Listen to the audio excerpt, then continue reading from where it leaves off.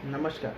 14 जून 2020 को सुशांत सिंह राजपूत की आत्महत्या की खबर आने के बाद से ही फिल्म इंडस्ट्री में नेपोटिज्म की चर्चा चारों तरफ जोरों पे है।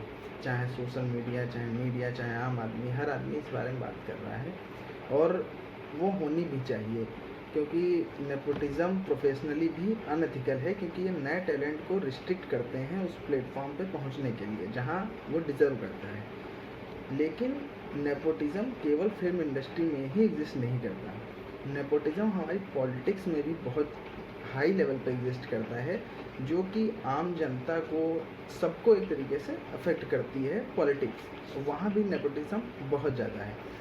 ये मैं आपको, ये प्रशांत किशोर जी ने फैक्ट्स दिए थे 2019 चुनाव से पहले, उनका एक इंटरव्यू था उसमें।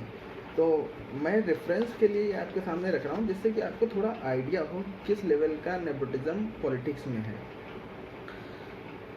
वो उनका कहना था कि पॉलिटिकल स्पेस जो है ना, वो आम आदमी, आम परिवार के बच्चों या आदमियों के लिए ख़त्म होता जा रहा है धीरे धीरे, और ये लॉन्ग रन में बहुत ही गलत चीज़ है कि ये ऐसा नहीं होना चाहिए कि आम आदमी पॉलिटिकल स्पेस में जा ही नहीं सकता।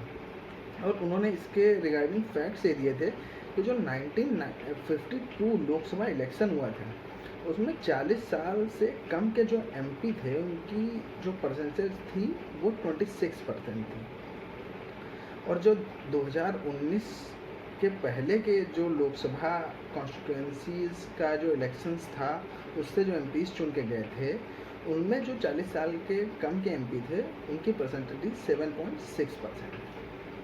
ये तो हो गई सीधी सीधी बात कि 7.6% 2019 से पहले एमपी थे 40 साल से कम के।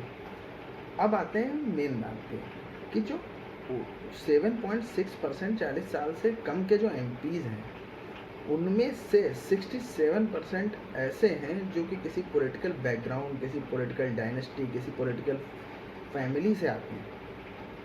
इसका मतलब आप समझ लीजिए कि जो ओवरऑल जो एमपीज़ हैं, उनमें से जो 40 के कम के सामान्य लोग हैं, वो केवल 2% है, जो किसी भी पॉलिटिकल डायनेस्टी या फैमिली से नहीं आते, जो कि बहुत ही कम है, 2% ओनली।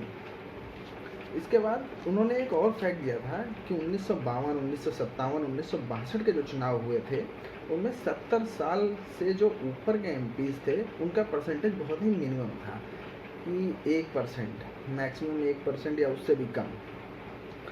जो 2019 से पहले जो सरकार थी, उसमें जो 70 साल से ऊपर के जो एमपीज़ थे, वो थे 17%।